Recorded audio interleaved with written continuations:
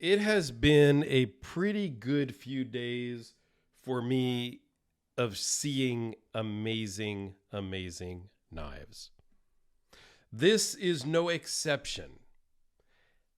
I am becoming a fixed blade fan partially because of Alan at Papa Bear Knives, because of Jim Skelton of Skelton Blade Works, because Aussie Mike, who sends me all of these amazing Papa Bear knives to check out.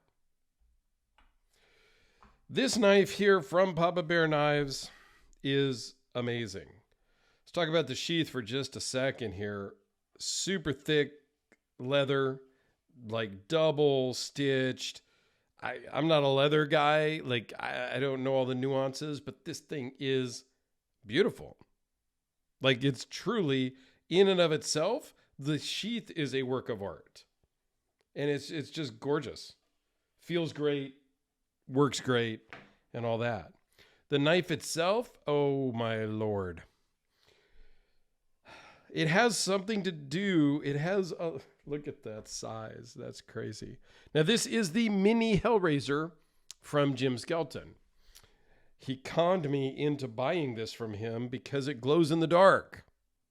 Okay? All of this topographical green glows. Well, the green you're seeing here in this blood drip scale material, it also glows. And it's probably not going to do it justice here because of the lighting. But let me blast these with the UV light just so you can see. Again, this new studio setup is not as blacked out as my old studio. Not yet, maybe. We'll see. I don't know what I'm doing yet. But yeah, it's all about the glow in the dark, right? I mean, I'm just a 12-year-old with adult money. So why would I? And Jim knew I couldn't say no when he offered this to me. And I've done a video on this, so I won't bore you with all the details of that guy. But this guy, the scale material alone is awesome. All right, let's turn the lights back on and talk about this thing and be like, wow. Baker Forge, Raindrop, Shishi, Damascus, I believe is how you pronounce that. Blood drip scales. Amazing, just beautiful finish work. No seams, no nothing anywhere. And Allen's prices are pretty damn good. A full-on, I don't know what this particular one cost, but I just looked at his website, and there's a knife that's bigger than this. This is 12 inches overall. There's a full custom that has similar blade steel that's 15 and a half inches overall, 15 inches overall. And it's $1,000 on sale for $800. So I don't know what this costs, but if one bigger than this in similar configuration is $800, that is an amazing price for handmade custom knives here in the United States. Just get that, like, there's just no mistake in that. All right, so it's 12 inches overall, 7¼ inch blade, just a hair over 6½ inches of cutting edge, 0.018 behind the edge. Blade thickness on this guy is maybe a little small. I don't know, but it is 0.141.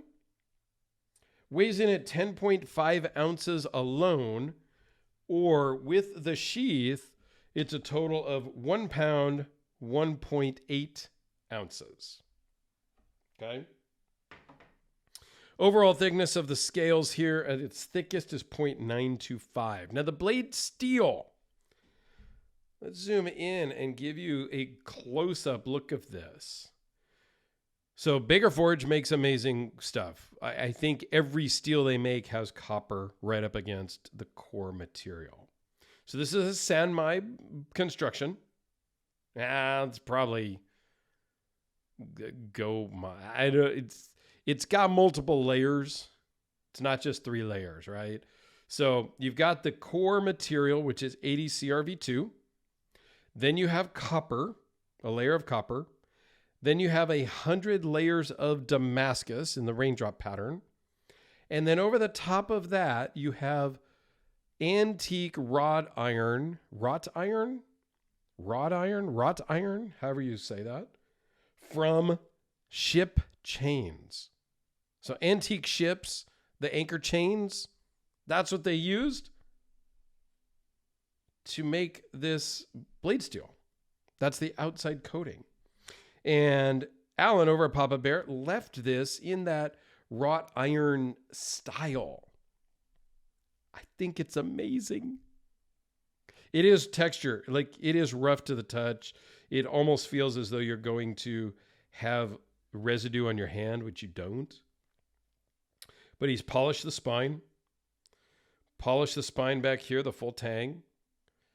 Made no seams, no nothing. Even right there where it looks like there's a seam, like a gap, that's not. You can't feel that. That's just a visual effect, a visual anomaly. Little finger choil. And this beautiful blade.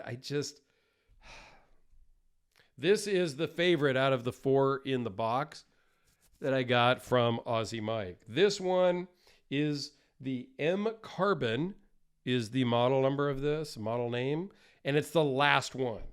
Like, it even says that it's the last MCarbon on the COA. And when I talked to Papa Alan about this just yesterday, he says, yeah, it's the last one for a long time. So maybe there's a chance. I don't know. I love the recurve. I love the clip point. Like, I love everything about this knife other than the hell would I do with it? I do nothing with the fixed blades I already own. I don't know. Got to play with that. Adjust the light here a little bit. I'm playing with the new gray background. A lot of people like it. Somebody did comment that it might be kind of muting out in the far out views, but as you zoom in, the colors kind of pop. So I don't know. I'm still playing with the lighting and the whatnots. So let me know your thoughts. But there you go. Let's see it next to the Sharpie just because it's what we do here. How about next to the Spider Codelica? We showed it next to the Hellraiser already, the mini Hellraiser from Jim Skelton, the Q36SS from RJ Martin. I don't have a lot of fixed blades. I still have some fixed blades that are packed away that I need to unpack. What about the Shirogorov RJ Martin collaboration, the soft overkill? Always a favorite of mine with incredible action. So there you go, guys. The Papa Bear Knives the last MCarbon blood drip scales and an amazing blade.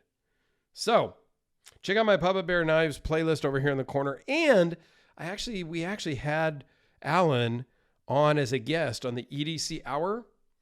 So I'll put a link to that up here in this corner. If you want to go check that out, we had a live stream where we chatted. Alex and I chatted with him for about an hour-ish. So if you want more of his story, go check out that video and let me know your thoughts. I would love to hear what you think of this and what would you do with it? Would you hang this on your wall? Would you use it out in the field? Like if you were, I don't know, if you were to carry a fixed blade, would you carry something like this? That's the question. If you were in an area where you carried a fixed blade, would you carry something this cool looking, or would you just keep it for display? Let me know. Thanks, guys.